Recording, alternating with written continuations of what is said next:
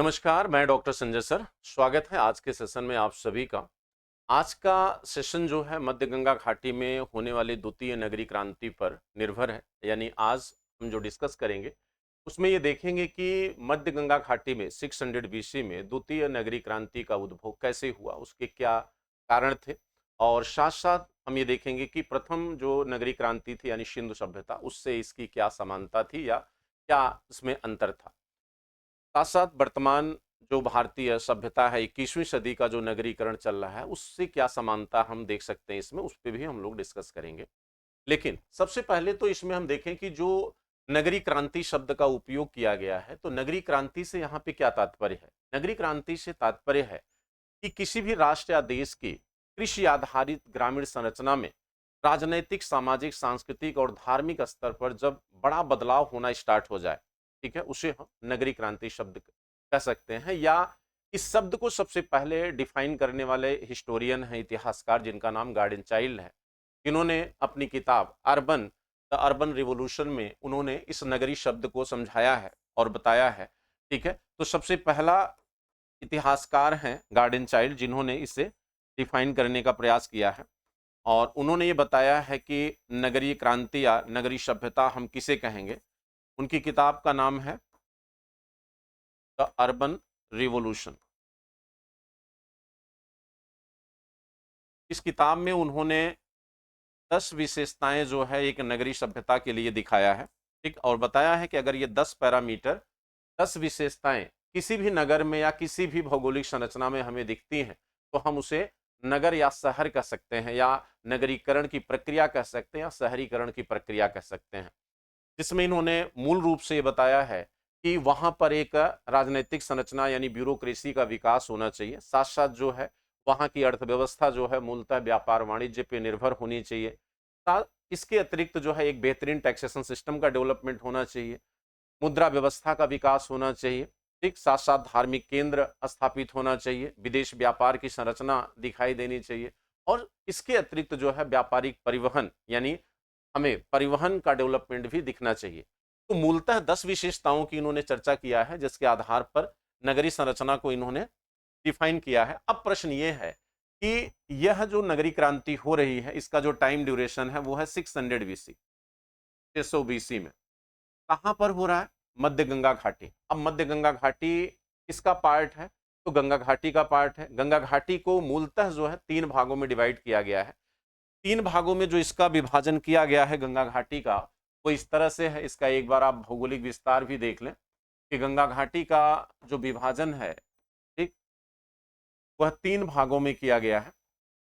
सबसे पहला है उच्च गंगा घाटी यानी अपर गंगा वैली, उच्च गंगा घाटी, अपर गंगा वैली। इसका भौगोलिक विस्तार कहां से कहां तक है? तो इसका भौगोलिक विस्तार आपका गंगोत्री, जहां से गंगा निकलती हैं वहां से, यानी गोमुख से लेकर ये आपका कहाँ तक है? तो झूसी एक आर्कियोलॉजिकल साइट्स है, पुरातात्विक स्थल है आपके संगम पर इलाहाबाद में, वहां तक आपका ये विस्तार दिखाई देता है। फिर इसके बाद जो मध्य गंगा घाटी है यानी मिड गंगा वैली, मध्य गंगा घाटी, इसका जो भौगोलिक विस्तार है वो झूसी से स्टार्ट होता है, और झूसी से लेकर आपके पश्चिम बंगाल का जो पश्चिमी बॉर्डर है, ठीक, जो आप कहिए तो पश्चिम बंगाल में बर्नपुर को आप ले सकते हैं, और अगर बिहार का पूर्वी क्षेत्र बात करें तो आप जो है मुंगेर को ले सकते हैं। वहां तक की जो सीमा है उसे हम मध्य गंगा घाटी के रूप में जानते हैं। यानी इसकी शुरुआत जो है आपके झूसी से लेकर, झूसी से पश्चिम बंगाल के पश्चिमी बॉर्डर तक, पश्चिमी पश्चिम बंगाल के पश्चिमी सीमा तक इसका विस्तार है।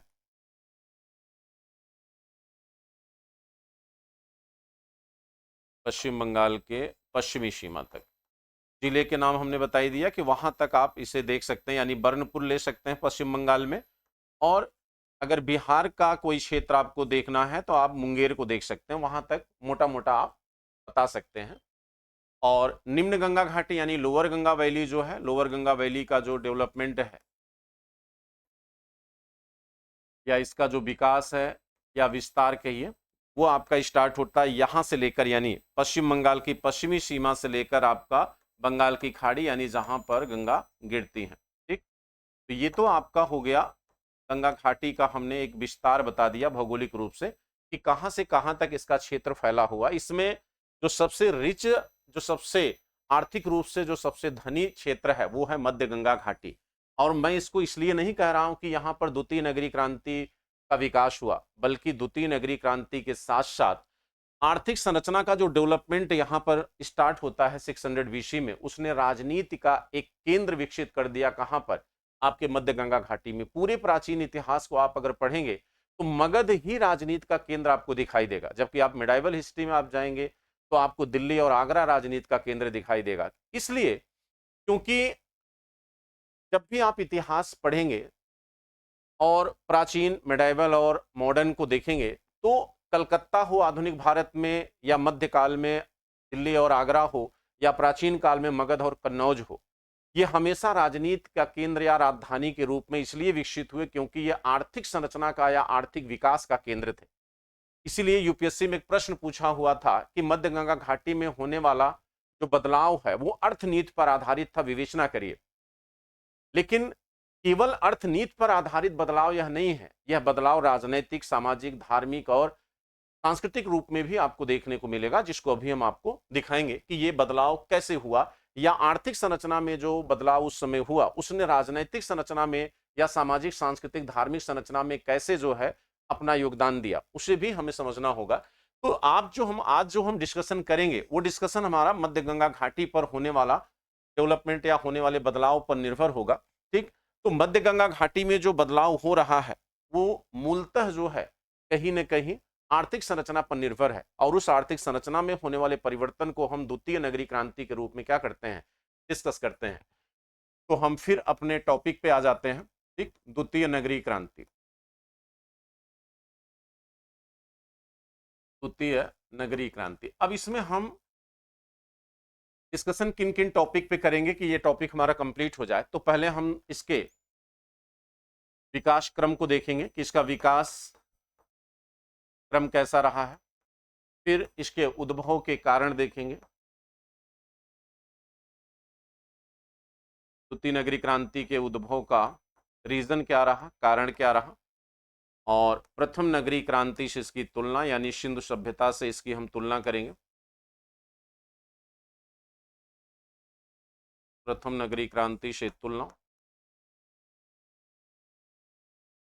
और साथ साथ वर्तमान जो नगरीकरण हो रहा है, भाई अर्बनाइजेशन तो अभी भी चल रहा है, भारत अभी भी नगरीकरण की तरफ जा रहा है। ठीक, अभी आपका नया सेंसस आया नहीं है, नहीं तो आपको आइडिया लग जाता। 32% जो है 2011 के सेंसस से नगरीकरण हो चुका था। अभी वर्तमान में आप हो सकता 50% के आसपास आ गए हो। तो इसकी वर्तमान नगरीय संरचना से भी तुलना हम करेंगे, 21वीं सदी की नगरीकरण से इसकी तुलना, वर्तमान नगरीकरण से तुलना।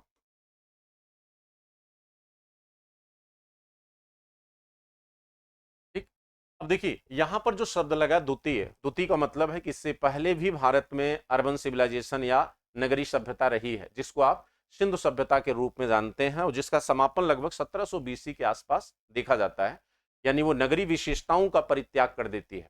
ठीक, फिर आपकी वैदिक कल्चर आ जाती है, जिसको ग्रामीण सभ्यता या संस्कृति के रूप में आप देखते हैं। फिर उसके बाद वही विशेषताएं आपको 600 बीसी में मध्य गंगा घाटी में दिखाई देती हैं, जो कभी 1900 ईस्वी में या बीसी में आपको सप्त सिंधु क्षेत्र में दिखी थी, जिसकी वजह से आपने सिंधु सभ्यता को एक नगरीय सभ्यता कहा था। लेकिन द्वितीय नगरीय क्रांति के बाद एक तीसरी नगरीय क्रांति तुर्कों के आगमन के बाद स्टार्ट होती है भारत में, और आपकी वर्तमान जो भारत है, आजाद हिंदुस्तान, वो भी नगरीय क्रांति की तरफ ही जा रहा है। अब यहां पे हमें जो समझना है, सबसे पहले अगर हम इसके विकास क्रम की बात करें तो विकास क्रम के संदर्भ में सबसे पहले तो इसकी तिथि को लेकर इतिहासकारों में बड़ा मतभेद है। जैसे डीके चक्रवर्ती साहब कहते हैं, डीके चक्रवर्ती एक हिस्टोरियन है, जो ये कहते हैं कि इसकी जो तिथि है वो 800 बीसी है, वो 800 बीसी इसकी तिथि मानते हैं। ठीक है, और लेटेस्ट रिसर्च इनका इस पर है, नगरीय क्रांति पर, इन्होंने 800 माना है कि यह 800 बीसी प्राचीन है द्वितीय नगरीय क्रांति। जब भी हम इसके विकास क्रम को देखेंगे तो विकास क्रम को भी दो पैरामीटर पे हम देखने की कोशिश करेंगे, एक संरचना के आधार पर, संरचना के आधार पर, और दूसरा जो है कालक्रम के आधार पर। तो कालक्रम के आधार पर द्वितीय नगरीय क्रांति का विकास जब हम देखते हैं तो सबसे पहले हम 600 बीसी से लेकर जो है मौर्य काल तक इसका विकास क्रम देखते हैं, पहले चरण का। दूसरा चरण जो है मौर्य काल का है और तीसरा चरण लेटर मौर्यन पीरियड यानी मौर्योत्तर काल का है। और मौर्योत्तर काल में ही द्वितीय नगरीय क्रांति का विकास जो है वो अपने चरम बिंदु पर होता है। ठीक, तो यहां पर कालक्रम के आधार पर भी हम इसके विकास क्रम को देखेंगे। ठीक, और संरचना के आधार पर क्या देखते हैं हम भाई? संरचना के आधार पर अगर हम देखें तो यहां पर जिस नगर शब्द का उपयोग हो रहा है, नगर विकास की जिस इकाई का इंडिकेशन कर रहा है, विकास की जिस इकाई को दर्शाता है, वो एकाएक अपने विकास के इस चरण पर नहीं आया होगा। सबसे पहले पुर शब्द का उपयोग होता है। तत्कालीन अगर वैदिक साहित्य को देखें तो तत्कालीन वैदिक साहित्य में इसके लिए पुर शब्द आया है। यानी पुर शब्द वह भौगोलिक संरचना है जहां पर चारों तरफ से उसे एक दीवार से घेरने का प्रयास किया गया। उसके बाद दूसरा शब्द दुर्ग आपको मिलता है। ठीक है, पुर से ही पुरंदर बने थे। इंद्र पुरंदर शब्द को इंडिकेट करते हैं, इंद्र के लिए वो शब्द उपयोग होता है। आर्यों के आक्रमण की थ्योरी जब आप पढ़ेंगे तो वहां पर यह दिखाया गया है उन्होंने इंडस वैली जैसी सभ्यता को नष्ट किया, क्योंकि इंडस वैली में दुर्गीकरण के प्रमाण देखे गए हैं। दूसरा जो दुर्ग शब्द है वो एक ऐसी भौगोलिक इकाई को दर्शाता है जो चारों तरफ से क्या है, सुरक्षित है। दुर्ग के बाद जो है निगम शब्द आता है। निगम शहर और गांव के बीच की इकाई को दर्शाता है। आपके पाणिनि के अष्टाध्यायी में शब्द उपयोग हुआ है। उसके बाद आप बौद्ध साहित्य में देखें, खासतौर से जातक साहित्य में, तो नगरक शब्द का उपयोग होता है। नगरक जो है वो छोटे नगर की इकाई को दर्शाता है और उसके बाद 6 महानगरों का उल्लेख आता है। तो जब हम संरचना के आधार पर देखते हैं तो संरचना के आधार पर आपको इस तरह से इसका क्रम दिखेगा। जब संरचना के आधार पर इसके विकास क्रम को देखेंगे तो संरचना के आधार पर इसका विकास क्रम जो है कुछ इस तरह से दिखाई देगा। सबसे पहले पुर होगा, पुर के बाद दुर्ग। और ये इसलिए हम बता रहे हैं क्योंकि सबसे पहला जो शब्द है वो पुर का उपयोग होता है। पुर के बाद आप दुर्ग शब्द का उपयोग देखेंगे। दुर्ग के बाद जो है निगम शब्द आता है जो शहर और गांव के बीच की इकाई है। और निगम के बाद जो है नगरक, और नगरक के बाद जो है आपके 6 महानगर। ठीक, तो जो ये 6 महानगर हैं इनका उल्लेख आपके बौद्ध जातक ग्रंथों में भी है, आपके पाणिनि के अष्टाध्यायी में भी है, जिनमें प्रमुख नाम आपका किसका है तो वैशाली है। वैशाली हो गया, आपका श्रावस्ती है, श्रावस्ती है, चंपा है, राजगृह। राजगृह के अतिरिक्त जो है आपका एक साकेत हो गया और साकेत के साथ काशी। काशी, काशी सबसे पुराना नगर माना गया है। अथर्ववेद में इसका पहली बार उल्लेख आता है काशी का। तो ये तो संरचनात्मक विकास हमने बताया। और कालक्रम के आधार पर द्वितीय नगरीय क्रांति के विकास को हम 3 चरणों में बांटकर पढ़ते हैं। ठीक, और जब इसके तिथि को लेकर बात होती है तो तिथि के संदर्भ में वैसे 600 बीसी एक सामान्य तौर पर इतिहासकारों ने स्वीकार किया है इसके विकास क्रम को, लेकिन डीके चक्रवर्ती ने अभी नया जो डेट दिया है वो 800 बीसी का दिया है। अब बात आती है बच्चों इसके उद्भव को लेकर कि इसका उद्भव कैसे हुआ। द्वितीय नगरीय क्रांति के उद्भव का रीजन क्या है, तो उद्भव के कारण को हम, यही इसका मेन टॉपिक भी है, यहीं से प्रश्न आपका आता है कि द्वितीय नगरीय क्रांति का उद्भव क्या हुआ, कैसे हुआ, इसका रीजन क्या था। अब इस थ्योरी को 2 तरह के इतिहासकारों ने डिफाइन किया है। ठीक, अगर हम मार्क्सवादी इतिहासकारों में देखें तो मार्क्सवादी इतिहासकारों में आपके आर शर्मा साहब हो गए, रामशरण शर्मा, और रामशरण शर्मा के साथ आपके डी कौशाम्बी, दोनों मार्क्सवादी हिस्टोरियन हैं। डी कौशाम्बी और रामशरण शर्मा साहब का मानना है कि द्वितीय नगरीय क्रांति का जो उद्भव है वो मुख्यतः जो है लोहे के उपयोग के कारण है। लोहे के उपयोग के कारण है। इनका यह कहना है कि 600 बीसी में आते आते लोहे का जो उपयोग होना प्रारंभ हुआ वही द्वितीय नगरीय क्रांति का क्या है, कारण है। लेकिन दिक्कत यहां यह है कि यदि हम केवल लोहे की उपयोगिता को स्वीकार कर लें तो आपके डीके चक्रवर्ती साहब ने इस पे प्रश्न किया इनसे कि यदि हम लोहे को एकमात्र कारण मान लें द्वितीय नगरीय क्रांति के उद्भव का, तो फिर प्रश्न ये उठता है कि जो वर्तमान अभी रिसर्च लेटेस्ट है, ठीक, जिसमें जखेड़ा से 1700 बीसी का लोहा पाया गया, आपके लखनऊ में एक आर्कियोलॉजिकल साइट्स दादूपुर है, वहां से अभी 1600 बीसी में लोहे का प्रूफ मिला, जनरली इससे पहले नूह जो आर्कियोलॉजिकल साइट से वहां से हमें 1500 बीसी के आसपास लोहा मिलता था। तो इनका कहना है कि भाई अगर लोहा ही एकमात्र इसका कारण है द्वितीय नगरी क्रांति के उद्भव का, तो फिर नगरी क्रांति हमें 1500 बीसी से ही शुरू हो जानी चाहिए थी, या इंडस वैली का पतन ही नहीं होना चाहिए था, केवल वह अपने आर्थिक आधार को बदल देती। दूसरा इनका कहना डीके चक्रवर्ती साहब का कि यदि हम लोहे को एकमात्र कारण माने, तो फिर प्रश्न उठता है कि दक्षिण भारत में जहां मेगालिथिक कल्चर आपकी 1000 बीसी देखी गई, तो मेगालिथिक कल्चर में आप वहां देखेंगे तो लोहे का उपयोग दिखाई देता है 1000 से 1200 बीसी के आसपास। फिर वहां नगरी क्रांति का उद्भव क्यों नहीं हुआ? तो इन दोनों प्रश्नों का उत्तर जो है इन मार्क्सवादियों द्वारा जो है नहीं दिया जा सका। ठीक है, हालांकि ये भी कह सकते हैं आप कि भाई डीके चक्रवर्ती साहब बाद के हिस्टोरियंस हैं इनके, इसलिए डीके चक्रवर्ती साहब ने जो अपनी वर्तमान थ्योरी दिया है, ठीक है, उसमें उन्होंने कहा, डीके चक्रवर्ती साहब कहते हैं कि द्वितीय नगरी क्रांति का एकमात्र कारण जो है वो लोहे की उपयोगिता नहीं है।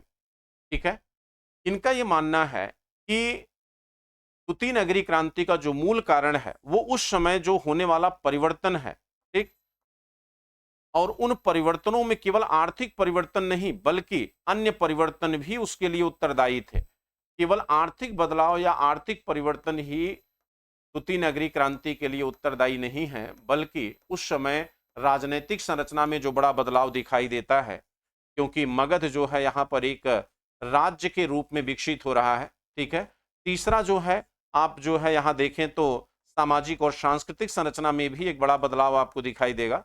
सामाजिक संरचना में जो परिवर्तन है, उस परिवर्तन को हम जो है एक नए वर्ग के उदय के रूप में देख सकते हैं, एक सामाजिक स्तरीकरण के रूप में देख सकते हैं, जिसको वर्ण व्यवस्था के माध्यम से संचालित किया गया, जाति व्यवस्था को देख सकते हैं, गोत्र परंपरा के विकास को देख सकते हैं। तो सामाजिक संरचना में भी एक बड़ा बदलाव दिख रहा है, धार्मिक परिवर्तन भी दिखाई दे रहा है।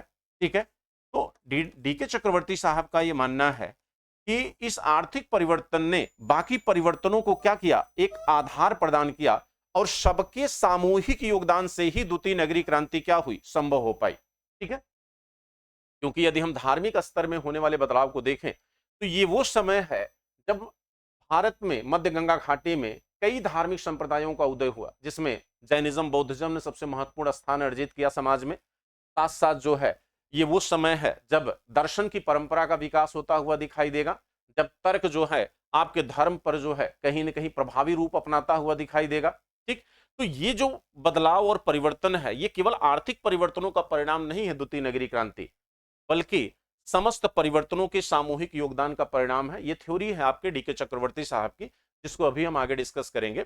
लेकिन अगर हम केवल आर एस शर्मा और डीडी कौशाम्बी साहब के इस सिद्धांत को देखें कि लोहे की उपयोगिता ने आर्थिक बदलाव को जन्म दिया, तो हम केवल लोहे के उपयोग को केवल इस तरह से दिखा नहीं सकते। ठीक है, लोहे की उपयोगिता के साथ साथ हमें उस समय के अन्य बदलावों को भी दिखाना होगा। ठीक है, यदि हम लोहे के उपयोग को देखें तो लोहे का प्रयोग जो है किस तरह से आर्थिक बदलाव को जन्म दिया। अब डीडी कौशाम्बी साहब की जो थ्योरी है वो कहते हैं कि लोहे के उपयोग ने गहरी जुताई को संभव बना दिया, गहरी जुताई को संभव बनाया, और गहरी जुताई से क्या हुआ, नमी का संरक्षण, नमी संरक्षण में सहायता हुई, नमी संरक्षण से आपके उत्पादन में क्या हुई, वृद्धि, उत्पादन में वृद्धि हुई इससे।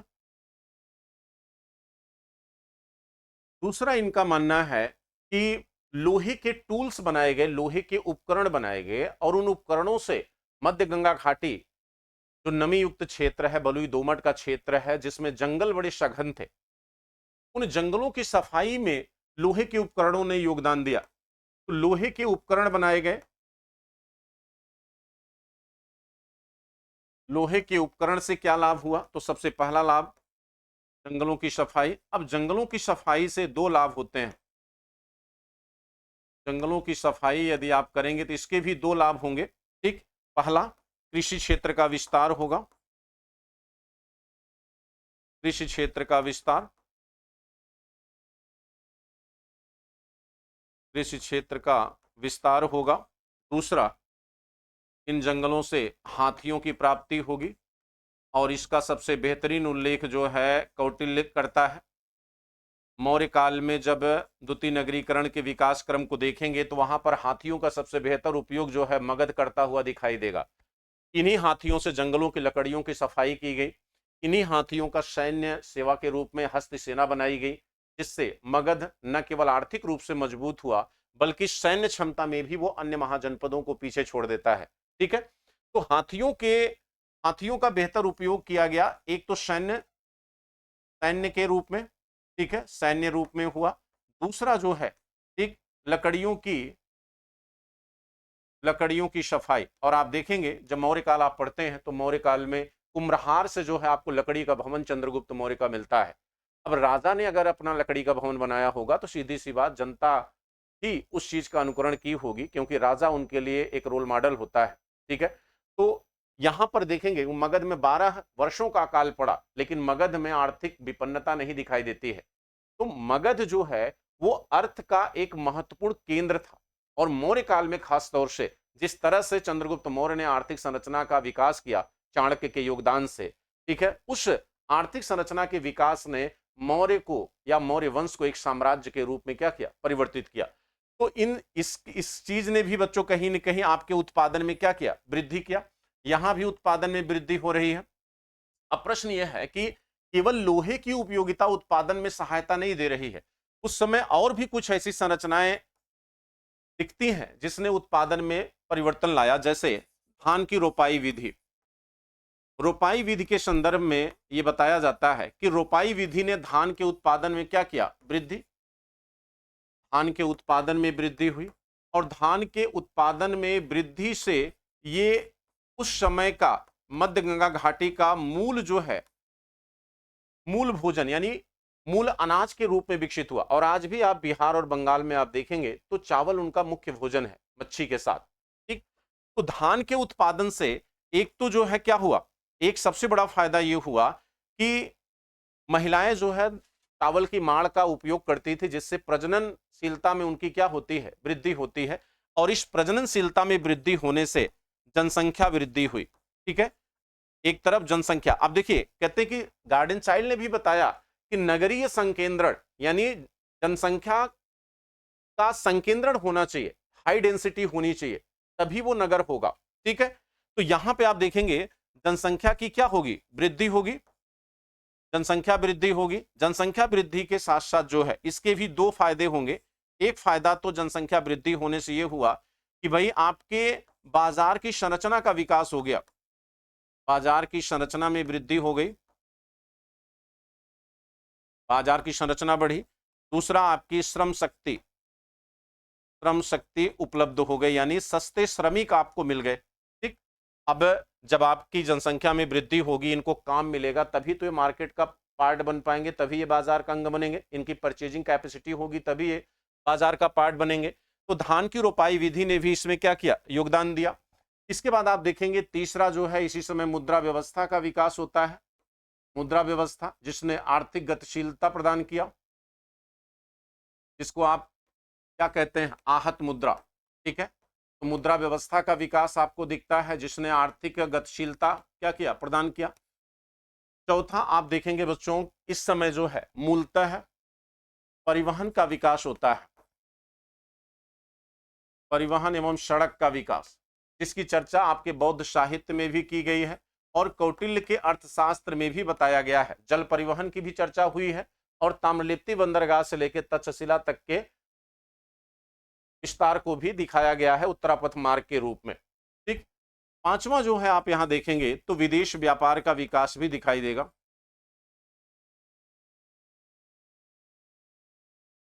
विदेश व्यापार, ठीक है, तो मैं तो ये बता रहा हूं यहां पे कि केवल लोहे की उपयोगिता ने नहीं, बल्कि जो है धान की रोपाई विधि ने भी उसमें उत्पादन में अपना योगदान दिया। परिवहन और सड़क के विकास ने भी आपकी आर्थिक गतिशीलता को क्या किया, बढ़ावा दिया। साथ साथ आपके विदेश व्यापार में भी वृद्धि दिख रही है। क्यों दिख रही है, क्योंकि उत्पादन में सरप्लस प्रोडक्शन हो रहा है।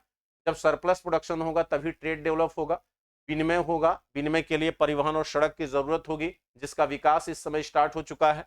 और साथ साथ आप देखेंगे यही वो समय है जब NBPW यानी नॉर्थ ब्लैक्ड पॉलिश्ड वेयर, ठीक है, उत्तरी कालीय पॉलिश मृदभांड जो है, जिनको व्यवसायिक मृदभांड की संज्ञा दी जाती है, उनका विकास भी इसी समय दिखाई देता है, जो इस समय के लोगों की व्यवसायिक मानसिकता को भी दर्शाता है।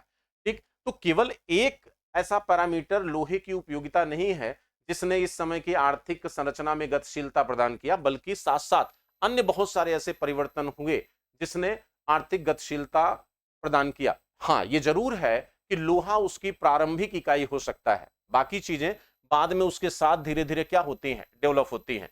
ये तो रही बात आपके बच्चों किसकी, आपके डीडी कौशाम्बे और रामचरण शर्मा की थ्योरी को हमने डिस्कस कर दिया। दूसरा, आपके डीके चक्रवर्ती साहब जो है वो क्या कहते हैं। डीके चक्रवर्ती साहब का ये मानना है कि केवल जो है लोहे की गतिशीलता ने नहीं, बल्कि डीके चक्रवर्ती का सिद्धांत है कि उस समय जो राजनीतिक बदलाव हुआ उसने भी नगर के विकास को क्या किया, महत्वपूर्ण बना दिया। जो राजनीतिक परिवर्तन हो रहा है, अब राजनीतिक परिवर्तन में आप देखें, ठीक है, तो यहां पर आप देखें मगध साम्राज्य का क्या हो रहा, उदय हो रहा है। मगध साम्राज्य का उदय, यानी महाजनपद से राज्य के रूप में परिवर्तित हो रहा है। इसके साथ साथ आप देखें तो इस समय जो नगर हैं, मूलतः कौशाम्बी, राजगिरी, श्रावस्ती या चंपा या काशी, ये राजनीतिक केंद्र हैं। तो डीके चक्रवर्ती साहब का कहना है कि जिन नगरों की चर्चा आप कर रहे हैं वो मूलतः प्रशासनिक और राजनीतिक केंद्र हैं, वो एक राजधानी के रूप में विकसित हुए हैं। तो उनके नगर के रूप में विकसित होने का सबसे बड़ा जो रीजन है वो राजनीतिक है, न कि आर्थिक। दूसरा, इन्होंने कहा कि जब शक और यवन आए, कुषाण आए, ठीक है, जिससे आर्थिक गतिशीलता प्रदान किया और व्यापार का विकास होता है, सिल्क रूट का डेवलपमेंट हुआ, तो बहुत सारे ऐसे नगर जो है उस समय के व्यापारिक मार्गों पर विकसित हुए। चाहे आप तक्षशिला की बात करिए, चाहे आप जो है मथुरा की बात करिए। ठीक, इसके साथ साथ जो है इन्होंने ये भी कहा कि धार्मिक परिवर्तन ने भी नगरों के विकास में अपना योगदान दिया। तो धार्मिक परिवर्तन कैसे जो है नगरों के विकास में योगदान देता है, उस समय जो धार्मिक परिवर्तन हुआ उसमें मध्य गंगा घाटी में कई धार्मिक संप्रदायों का उदय होता है, जिसमें बौद्धिज्म और जैनिज्म ये काफी महत्वपूर्ण स्थान अर्जित करते हैं समाज में। अब आप देखें, चाहे मथुरा हो मूर्तिकला के केंद्र के रूप में विकसित हुआ था, और मथुरा बाद में जो है धार्मिक केंद्र भी हुआ, लेकिन हालांकि वो हिंदू धर्म का केंद्र है। हिंदू धर्म के केंद्र के रूप में आप देखें तो काशी है, प्रयागराज है, ठीक है। आप मथुरा को देख लीजिए, आप अयोध्या आज विकसित हो रहा है, वर्तमान में जो है वो भी नगर के रूप में डेवलप हो जाएगा अयोध्या मंदिर बनने से। ये जो नगर विकसित हुए ये धार्मिक महत्व के केंद्र होने की वजह से हुए। तो धर्म भी नगरों के विकास में अपनी महत्वपूर्ण भूमिका निभाता है। जैसे मेंस में आपके मंदिर के आर्थिक पक्ष को उसने क्या किया है, पूछा है। मेंस में मंदिर के आर्थिक पक्ष को पूछा है। इसके अतिरिक्त जो है आप सामाजिक संरचना में जो परिवर्तन देखते हैं, तो सामाजिक संरचना में क्या परिवर्तन इस समय आपको दिखाई देता है जिसने आर्थिक प्रगतिशीलता को बढ़ावा दिया। तो सामाजिक संरचना में आप देखें तो ये वो समय है जब सामाजिक स्तरीकरण हो रहा है वर्ण व्यवस्था के आधार पर, यानी वर्ण व्यवस्था समाज में कठोरता स्थापित कर रही है। ठीक है, वर्ण व्यवस्था के आधार पर, वर्ण व्यवस्था के आधार पर सामाजिक स्तरीकरण,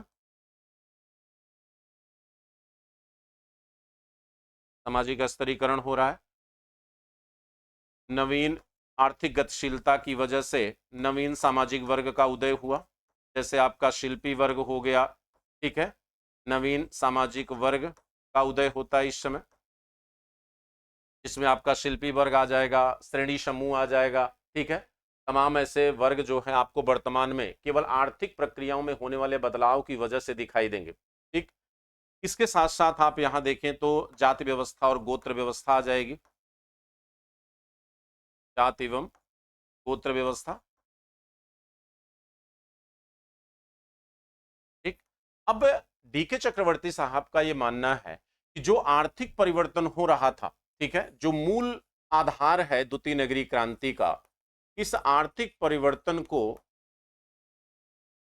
यदि हम समझने की कोशिश करें तो आर्थिक परिवर्तन ने इन परिवर्तनों को गतिशील बनाया, और यही परिवर्तन जो है एक तरह से इस आर्थिक परिवर्तन को भी क्या करते हैं, सहयोग देते हैं, ठीक है। और इन सभी का सामूहिक सहयोग ही द्वितीय नगरीय क्रांति का क्या है, कारण बनता है।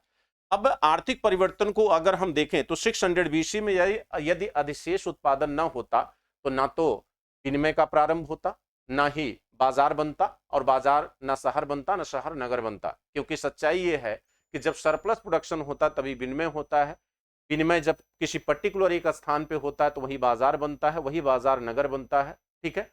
अब ये तब हुआ जब आर्थिक रूप या आर्थिक तौर पर सरप्लस प्रोडक्शन शुरू हुआ। इस सरप्लस प्रोडक्शन पर अधिकार किसने किया, उस समय के सबसे मजबूत राजनैतिक राजाओं ने, जिनको वैदिक काल में जो है केवल जो है युद्ध के समय राजा चुना जाता था और बलि के रूप में उपहार उनको मिलता था।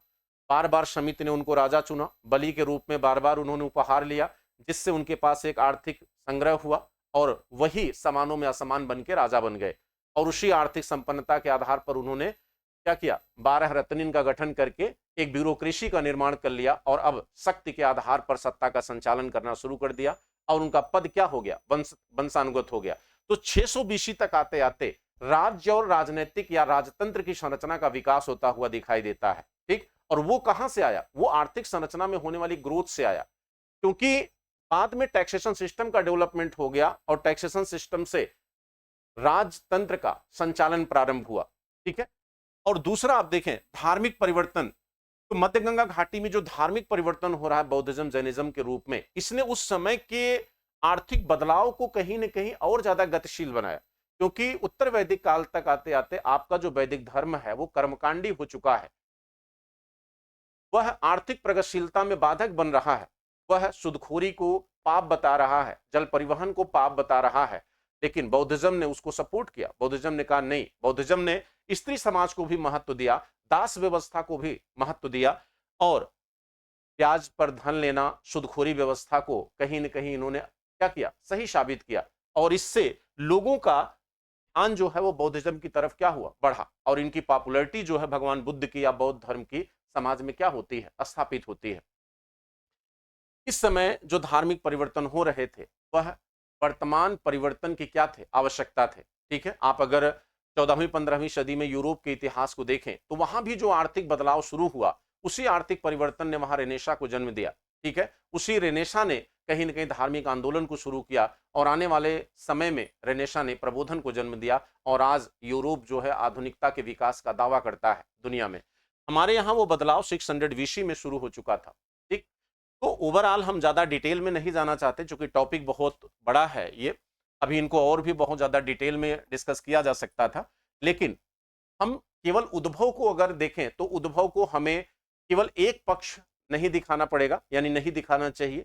यानी डीडी कौशाम्बी साहब और रामचरण शर्मा की केवल थ्योरी को अगर आप दिखा के आते हैं तो आपको उतना नंबर नहीं मिलेगा जितना आप एक्सपेक्ट करते हैं। और डीके चक्रवर्ती साहब की जो थ्योरी है उसे हम पहली थ्योरी के साथ यानी डीडी कौशाम्बी की थ्योरी के साथ जोड़कर यदि दिखाते हैं तो हमें बेहतर मार्क्स मिल सकता है। और एग्जाम का जो पैटर्न है वो यही डिमांड करता है कि आप टू द पॉइंट लिखें, कम शब्दों में ज्यादा चीजों को दिखाएं, ठीक है। आप इसको फ्रेम कर सकते हैं, फ्रेमिंग करके भी आप दिखा सकते हैं, ठीक है। और आज का जो सेशन हमारा है उसमें हम यहीं तक अपनी बातों को रखेंगे। हालांकि अभी इसमें एक टॉपिक ये रह गया कि हम पहली जो आपकी नगरीय संरचना रही सिंधु सभ्यता से उसमें क्या अंतर है, ठीक है। तो चलते चलते हम दो बातों में उससे भी डिस्कस कर देना चाहते हैं। पहले तो आप भौगोलिक आधार पर देख सकते हैं कि एक सप्तसिंधु में है तो दूसरी मध्य गंगा घाटी में है। कालक्रम के आधार पर भी दोनों में अंतर दिखाई देता है आपको, ठीक है। आप जो है वहां देखेंगे तो आप कांस्य धातु का बेहतर उपयोग हुआ है उसके विकास में, और यहाँ पर मध्य गंगा घाटी में आप देखेंगे तो कहीं न कहीं लोहे के उपयोग की प्रमाणिकता दिखती है। यहाँ पर एनबीपीडब्ल्यू मृदभांड है तो वहां पर आपका गैरिक मृदभांड दिखाई देता है। यहाँ पर आपके जो व्यापारिक परिवहन है वो कहीं न कहीं बच्चों और ज्यादा विकसित हैं पहली आपकी सभ्यता से। यहाँ मुद्रा व्यवस्था है तो वहां पे आपको जो है मोहरे और शिल दिखाई देती हैं। तो मूल आधार यदि अपने आंसर में आप दिखा दें अंतर के तो तब भी आपको एग्जामिनर बेहतर नंबर दे सकता है। तो टॉपिक काफी बड़ा है बट हमने कम समय में इसको डिस्कस करने की कोशिश की है, ठीक है। तो आज यहीं तक, फिर मिलते हैं। थैंक यू, धन्यवाद, जय हिंद।